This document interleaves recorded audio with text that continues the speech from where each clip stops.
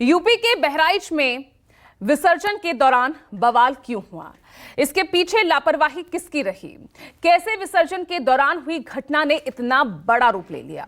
क्यों समय से कोई एक्शन नहीं लिया गया? ये ऐसे सवाल हैं जिनका उत्तर जानना बेहद जरूरी है।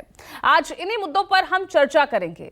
साथ ही चर्चा ये भी कि बहराइच हिंसा को यूपी उपचुनाव के कनेक्शन से क्यों जोड़ा जा रहा है।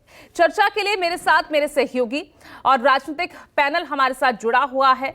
चर्चा शुरू करें, लेकिन पहले आपको थोड़ा सा ये मामला बता देते हैं, क्योंकि बहराइच की घटना को लेकर जमकर यहां पर सियासत देखने को मिल रही है। सत्ता पक्ष और विपक्ष एक बार फिर आमने सामने यहां पर आते हुए नजर आ रहे हैं। तो यहां पर हमने देखा कि किस तरह से हत्या की घटना के बाद गुस्साई भीड़ ने महसी में आगजनी शुरू की है। यहां पर दुर्गा विसर्जन के दौरान जो यात्रा निकाली गई, किस तरह से उस बीच दो समुदाय आमने सामने आ गए। इस बीच एक युवक की भी मौत हो गई। पोस्टमार्टम हुआ, उसके बाद 5 से 6 हजार लोगों की भीड़ सड़कों पर निकलती नजर आई। और ऐसे में सबसे बड़ा सवाल प्रशासन पर, पुलिस या कार्रवाई को लेकर कि आखिर इतनी बड़ी लापरवाही कैसे हुई, कहां चूक रह गई। अगर समय रहते ही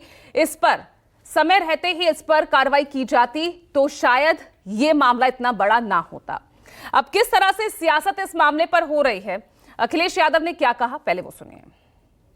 जिस समय ये प्रोसेशन निकलने का काम शुरू हुआ, कम से कम प्रशासन को इस बात का ध्यान रखना चाहिए था कि जो प्रोसेशन निकल रहा है उसका रूट क्या है, रूट पे पूरी सुरक्षा है कि नहीं है, कि आखिरकार क्या बजा रहे हैं, क्या किसी को अपमानित कर रहे हैं। तो ये पूरी जिम्मेदारी शासन की थी, सरकार की थी। शासन की चूक की वजह से इतनी बड़ी घटना हुई।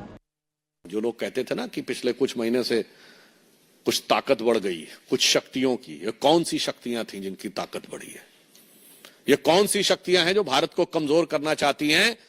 आर्थिक आधार पर भी, सामाजिक आधार पर भी, सांस्कृतिक आधार पर भी। ये सब कहीं ना कहीं उन्हीं शक्तियों के टूल बने हुए हैं जो ये घटनाएं हैं।